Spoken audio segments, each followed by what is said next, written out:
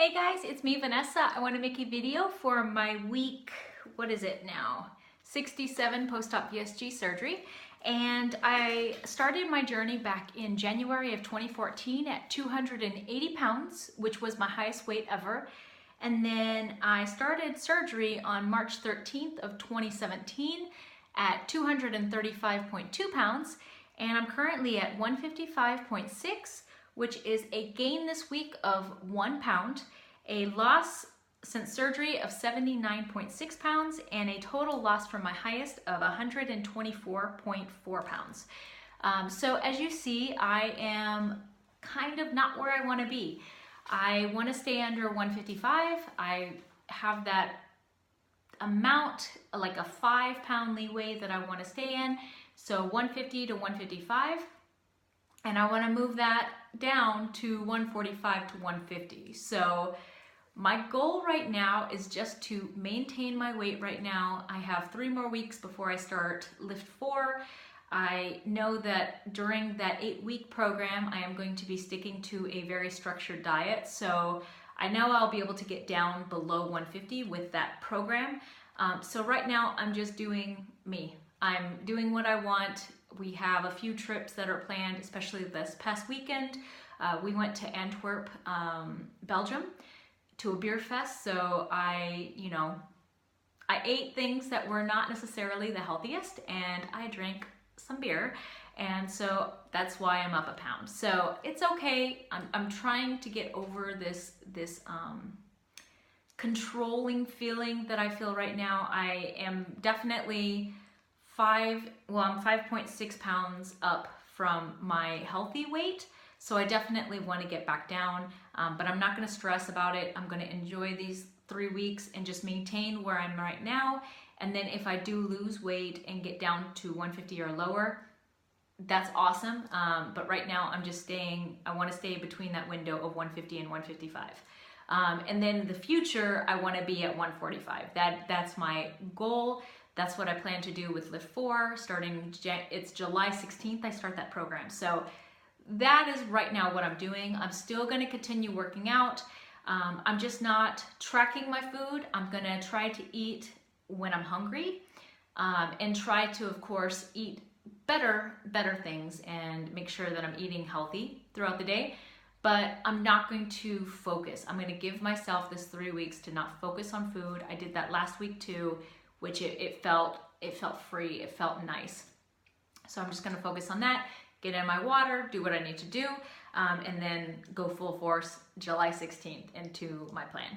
Now, today I do wanna talk about alcohol and post-surgery, especially with the vertical sleeve gastrectomy.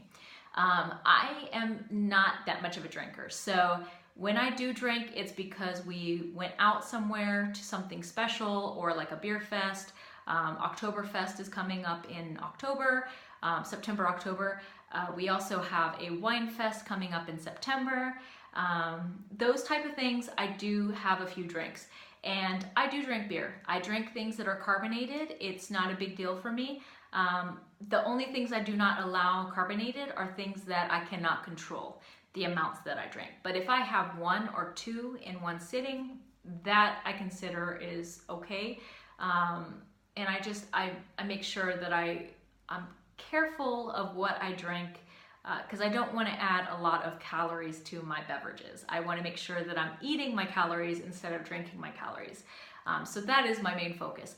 But it's very important to be very careful with alcohol when you do have surgery, especially because you do feel the effects really quickly, but you also get sober very quickly. The body processes way different after surgery. So you have to be very careful because you can have toxicity and not be aware of it. So it's not like, you can do like a binge with alcohol and not feel the effects. I mean, you don't really, that's the problem. And like normal, if I were to have 5-10 beers, I would feel it and I would continue to feel it. But post-surgery, it's so weird how, you automatically feel the buzz, but then it goes away completely and you don't feel anything after. So you get sober really quickly. So it processes quicker. But that doesn't mean that it doesn't leave the body quickly, because you're overtaxing your liver and also your kidneys. So you have to keep that into account. So it's very important that you don't abuse alcohol after surgery, and keep in mind that just because you don't stay drunk doesn't mean that the alcohol is not taking an effect in your body like anyone else. So just keep that in mind. I personally stick to more of beer and wine, and hard liquor I stay away from.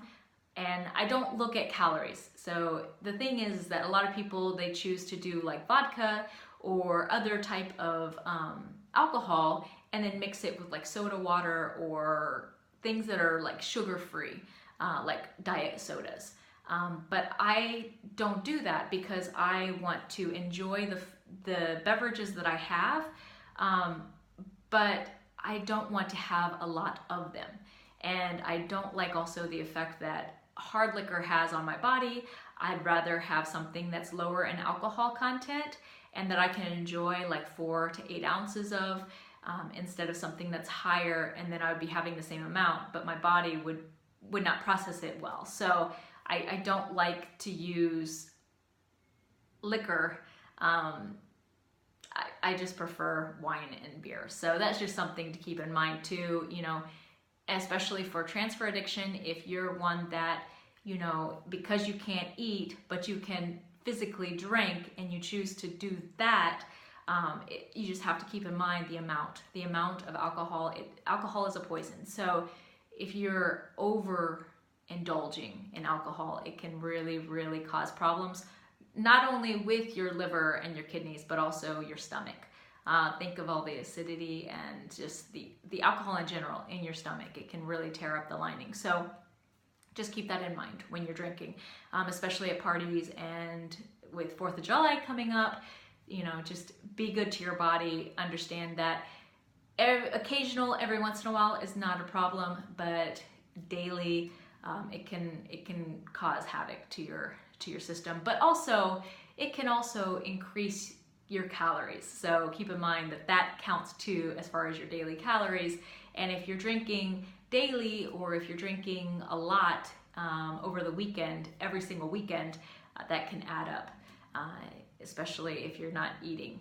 And then one thing I do notice is that if I eat food first and then wait 30 minutes and then have a drink, it's better. I don't get the buzz. And it actually, you know, it allows me to drink the alcohol but not tear up my stomach, and then also drinking water in between drinks. So it's very important too. And yeah, just taking care of yourself, making sure you're hydrated and that you have a full stomach before you drink anything. But yeah, so that's about it. I do have 4th of July coming up, which I'm excited about, and just in general summer. It's really nice to have summer, because, you know, I can sleep in some and enjoy the beautiful weather.